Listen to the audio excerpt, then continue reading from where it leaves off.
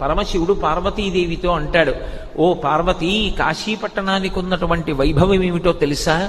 పాపములకు ఎదుర్చుక్క కాశీ, ఉపపాతములకు విషము కాశీ, కళ్యాణముల కాటపట్టు కాశీ, ముక్తికి పుట్టినిల్లు కాశీ. కాశీపట్టణం లోపలికి వెడుతుంటేనే రోమకూపములను ఆశ్రయించి ఉన్నటువంటి పాపరాశి పక్షి రూపంలో ఎగిరిపోయి చెట్లని పట్టుకుని ఉంటాయి.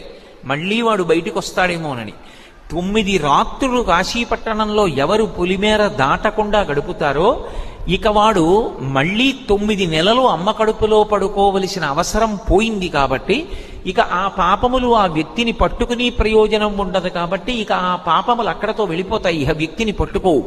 అందుకే కాశీపట్టణంలోకి ప్రవేశించాలంటే కాలభైరవుని యొక్క అనుమతి ఉండాలి.